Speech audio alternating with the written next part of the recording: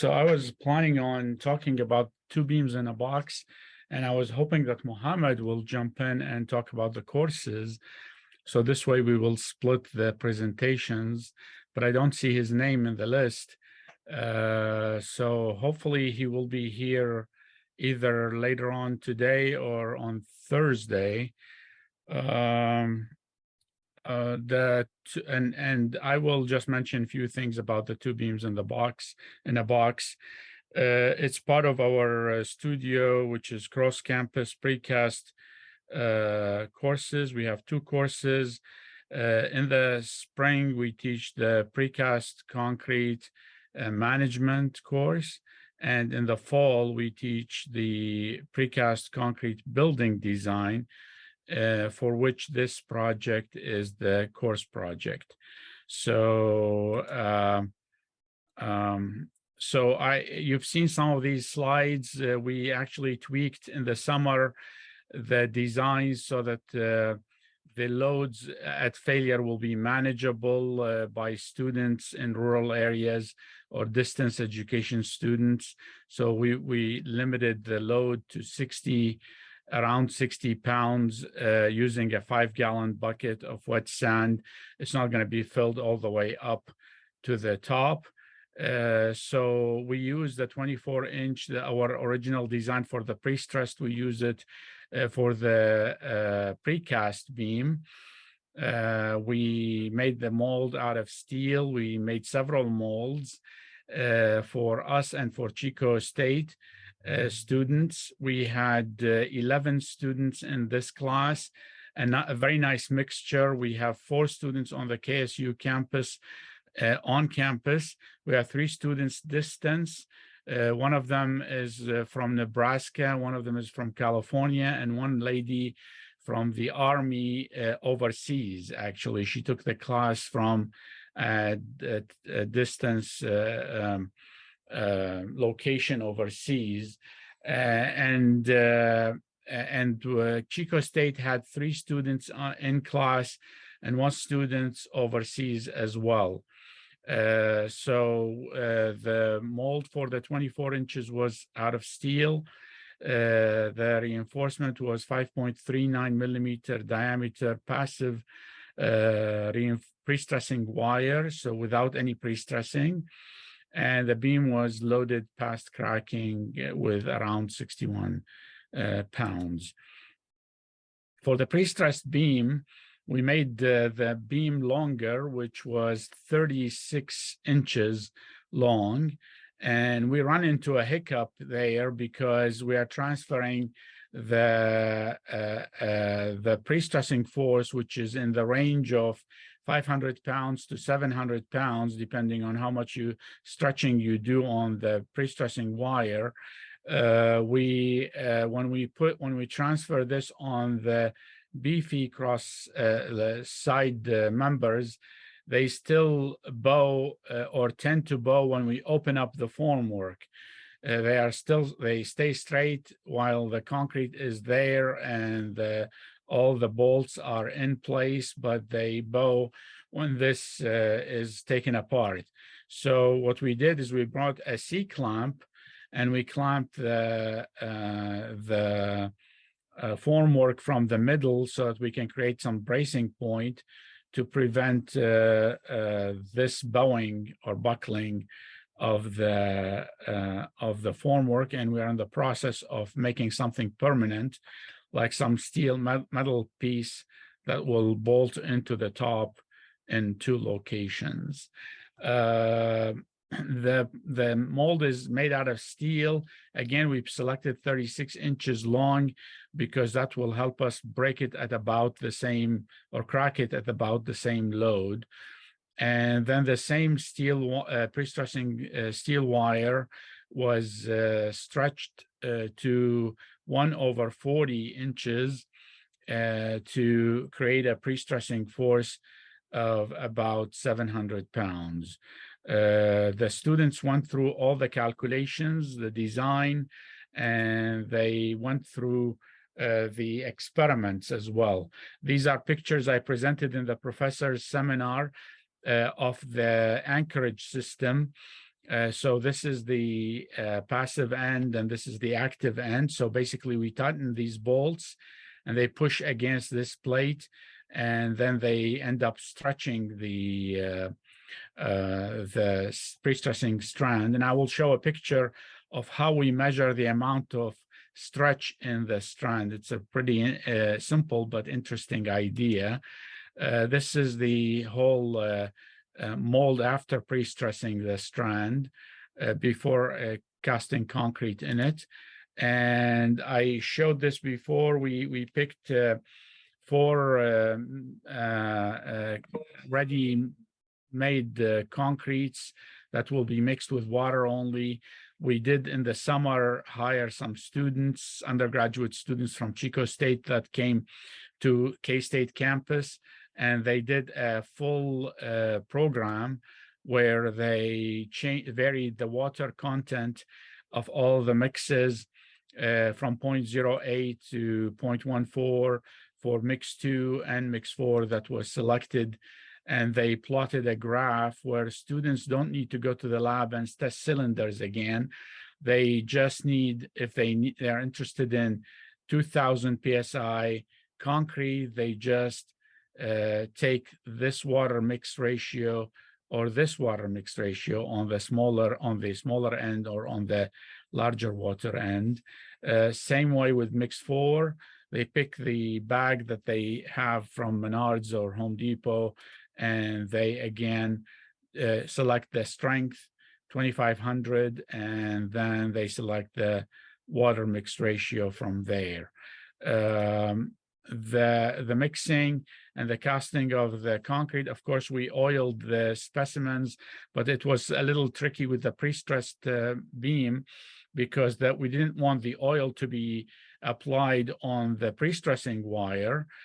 We couldn't oil the formwork before pre-stressing the wire, because then it will definitely, in the process, it will have some oil on it. But what we did is we put oil on a piece of paper towel, and we made sure that one side of the paper towel is not oiled and the other one is, and we pushed it through the mold. So we molded the sides, but not the pre-stressing strand or wire. This way, the experiments that we did, this is the precast beam, and this is the pre-stressed beam. It's like 1.5 times the length. We started with a precast beam. This shows cracks here. I don't know if I need to enlarge this picture a little more, but shows cracking at 63-pound load. So it was pretty close to what we actually calculated. We just weighed the sand, and you see that the bucket, the 10-gallon bucket, we brought a 10-gallon bucket because of a trial before that needed a lot more sand, but this one achieved the cracking. And the interesting thing is, after we removed the load, of course, the cracks closed because of the pre-stressing force. So we no longer see these cracks that were here in this slide. And this is the passive beam, the precast beam. So we did the same thing, and there were some cracks here, here, and here. This shows the bending of the beam, and this shows that it cracked at 60 pounds. So the design was very well tuned to produce the same load capacity in both cases. Then we show some sample projects, and it's kind of interesting to see how the students did it. So I will show a sample project from students on distance education. So the students from Nebraska, Nicholas and Jose from California, teamed up on one project. This is some of their slides on their final presentation. They had it narrated, but we don't have time to play their recording, but I will be glad to share these presentations with anyone. Nicholas took the precast beam and Jose took the pre-stressed beam. Unfortunately, they couldn't agree on the target strength. So one of them chose 2,500, the other one chose 2,000, but they can always back calculate things. And that changed the water mix ratio to be higher for the 2,000 than for the 2,500. And these are the rest of the parameters and the date of casting and the date of testing there. These are some photos from their garages. They did it in their garage. So this is the precast beam, and this is the pre-stressed beam, and this is the vibration that they applied to the beam. And these are the results. Of course, the results were not as clean and strong as our results because of a lot of reasons. The pre-stressing might have had some oil on the strand that caused some slippage. Another thing was no vibration for the pre-stress for Jose. He didn't have a vibrator, as opposed to Nicholas, who had a vibrator. And a lot of other factors, but it was a very great learning experience for all of them. And of course, visually picking out cracks maybe too soon or too late in the game. This is a picture that shows the pre-stressing beam that was tested and the precast beam that was tested. This is in California, this is in Nebraska, and this is the setup. Very simple setup that that needs to be done.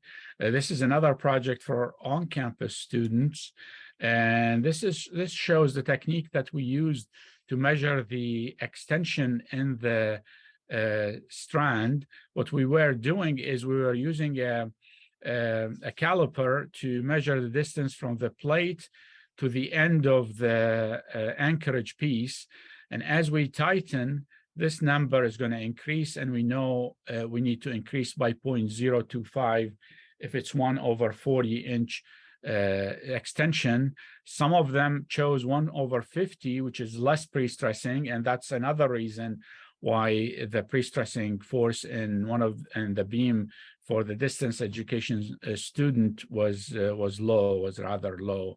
But here they weighed the water for the water mix ratio. They casted they mixed the concrete, and they put the forms for the pre-stress and precast mold on the vibrator. And this is the casting and the vibration. And this is the opening of the forms from the bottom. And these are the forms with the concrete after curing. One learning thing that they actually learned was the fact that they need to time their project right. As I will show in the results, the strength of the concrete was back calculated from the measured load, and the measured cracking load for the precast beam was this is the crack in the precast beam. The precast beam cracked at 95 pounds, which was rather high. And when they back calculated the strength, it was almost 6,000 PSI, although their target was 2,500. And the reason for that was they actually casted the Thursday before Thanksgiving break, and they didn't come to school on Thanksgiving break to test it after 7 days, which was the calibrated strength there. So they waited 12 days or 13 days for that to happen. I still believe that this 95 is not a very accurate pickup of their load, but this is what they picked for their load. It's probably a crack that's matured. They took this 6,000, they back calculated it from the capacity of the beam, and then they put it on the pre-stressed beam, and with 1/50-inch stretch, it was 54.1 pound capacity. So with that, I will not take more time, and I will open it to questions. Before I go there, I wanted to say that in this class, we had 2 simultaneous pre-stressing plant visits here in Kansas and in California. And the students learned a lot by watching a lot of systems being pre-stressed and being cast and in place. So I was hoping that Mohammed is going to do this one, but we will see that. So with that, I will stop and open it up for questions. For the distance students, did you send them the steel? Yes, we actually shipped it for them. Okay. So we built the steel molds and we put it in a PVC tube, and we capped the two ends and we taped them with Scotch tape, with some strengthened Scotch tape with some fiber, so that they won't break during shipping. And we send them via lugless and FedEx, depending on the cheapest price. So they got the molds from us. So they had the exact same. So we have the full experience. If you want to launch a competition of this, like a national competition, we know the logistics of how to do all of that. So yeah.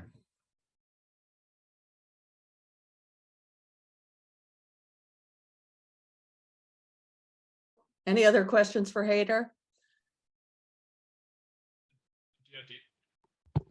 Sorry, what was the stress in your strand? Like, what pre-stressing force did you apply? Was it at an eccentricity? And did you see any like camber or anything like that?